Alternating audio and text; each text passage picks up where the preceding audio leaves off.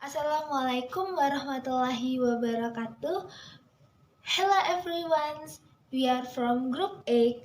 Want to presentation about our materials and the title is appositive. Before we start the presentation, let me introduce our member first. In the first is me. My name is Wina Nurhaliza. In the second is Tsabitah Muthiah Aprilinanda. In the third is Uswatun Hasanah. In the fourth is Yolanda Anggia Sari. And in the last is Zahra Zati Iwani. Let's begin the presentation. A description of noun.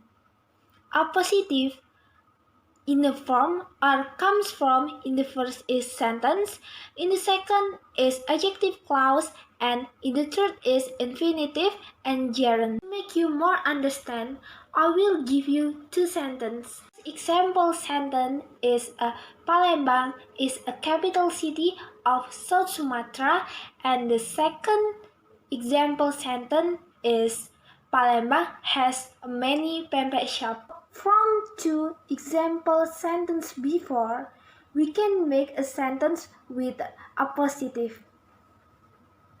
Palembang, is a capital city of South Sumatra, has a many pempek shops. From this example, we know what should we do first to make a sentence with appositive. In the first is we should eliminate subject pronoun. From the first sentence, Palembang is a capital city of South Sumatra. Where's the subject pronoun? The subject pronoun is a Palembang, so we should eliminate it. And in the second is we should eliminate to be. From the first sentence, the to be is. So we should eliminate is. We just take noun phrase. Appositive usually have two comma. Palembang, a capital city of South Sumatra, From this example, we know what the function of appositive. The function of appositive is a description of noun.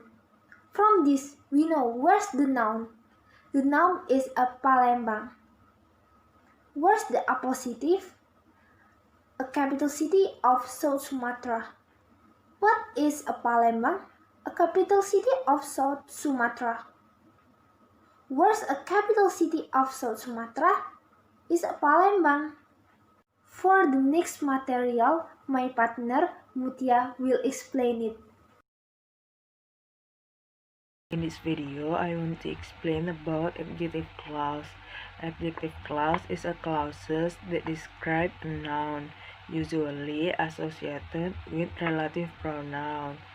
Adjective clause consists of who, whose, whom, which, and that.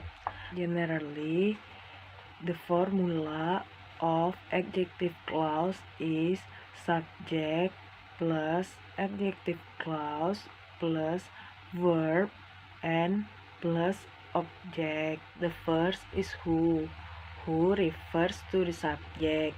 The first example is the man who is speaking in front of the class is my father. Who in the sentence refers to the man.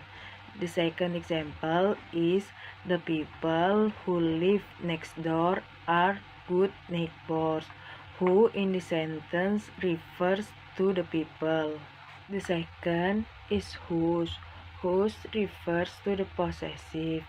The first example is the woman whose pocket stolen by a thief is crying. Whose in the sentence refers to the pocket owned by the woman. The second example is Charlie have a friend whose daughter lives in China. Whose in the sentence refers to his daughter's friend. The third is whom. Whom refers to the object. The first example is the woman whom you talked to yesterday is my teacher. Whom in the sentence refers to the woman. The second example is the man whom she invited was the son of governor. Whom in the sentence refers to the man. The fourth is which works for explanation. The first example is the book which is written by the author is really great, which in the sentence explain the book. The second example is the game which was played yesterday really fun, which in the sentence explain the game. And the last is that is used to connect or to change who, whom, and which. The first example is the man that came to my house yesterday is a lawyer. That in the sentence refers to the man. The second example is the cake that she bought was delicious. That in the sentence refers to the cake. Okay, next. Well, here I will explain to you about gerund and infinitive. So, I will explain the meaning of it first. About gerund, okay? Gerund is a word that functions as a noun but comes from a verb which is then added with a suffix ing. The gerund can be used as a subject, object, or a completion in a sentence. So here the example sentence. I have the example over here, the photo of it. First is exercising make me healthy. And second is shopping is one of my hobbies. The word exercise and shopping are actually verbs. However, in the example sentence given, the two words are no longer in the form of a verb, but have turned into a noun. In sentence 1, the word exercise is a noun that functions as a subject of the sentence. Therefore, the sentence is no longer formed. I will change the picture. No longer from exercise make me healthy, but instead become exercising make me healthy. Okay, I'm in here. Okay, and next I will explain to you about infinitive. An infinitive has the same meaning and function as a gerund, but has a different form. You can make sentences using to plus verb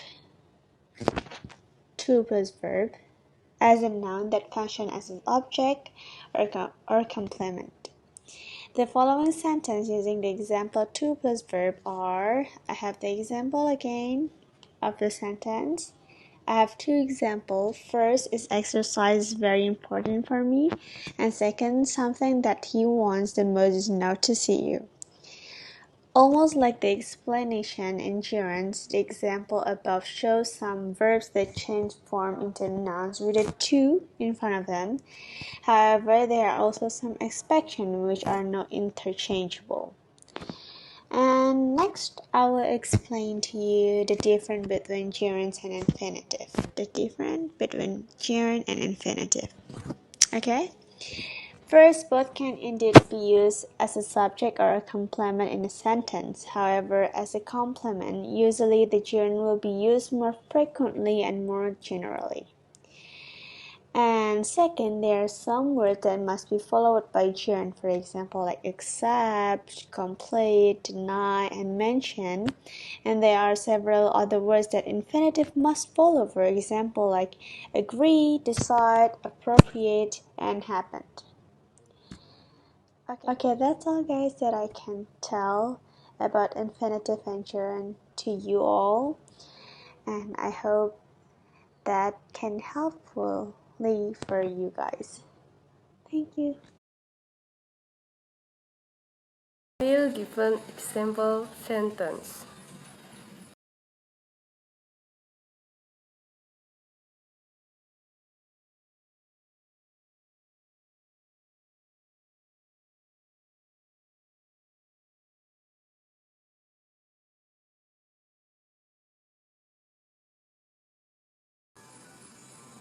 The answer is D.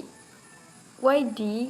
Because is number 1 and Palembang number 2 is subject and to be. A positive has no subject and to be.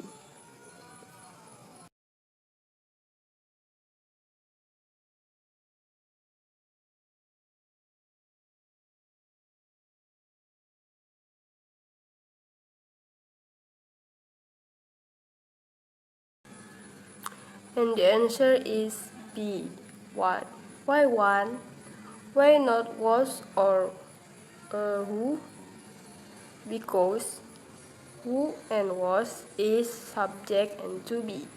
And a positive has no subject and to be.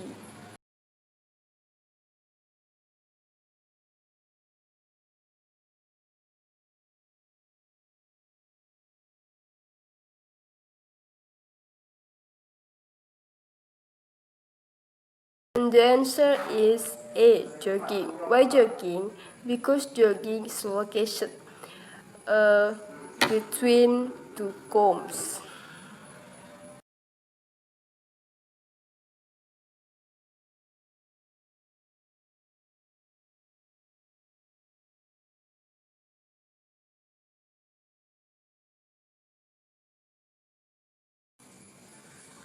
The answer is C. 2. Because phrases that have a characteristic always start with word to. Explain about types of positive. There are two types of positive that you should know, namely restrictive positive and non-restrictive positive.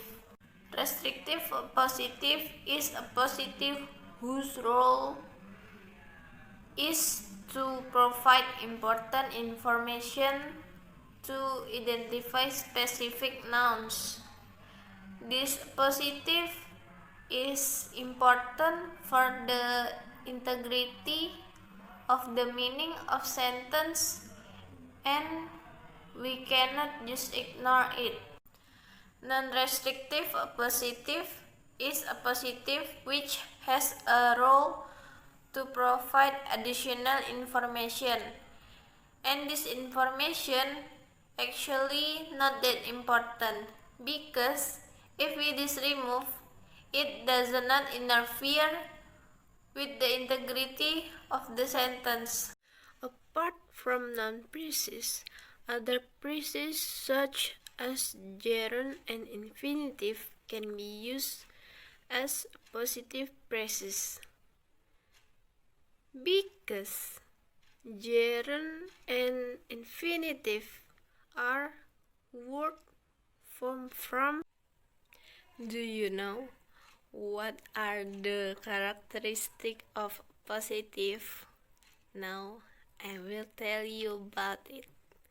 First, positive doesn't have subject pronoun such as she, he, it, I, you, we, they. Second, positive doesn't have verb.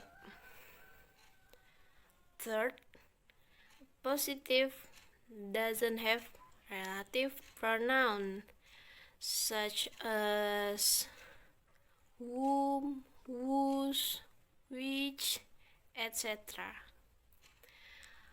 Fourth, positive doesn't have to be such as was, were, am, is, are.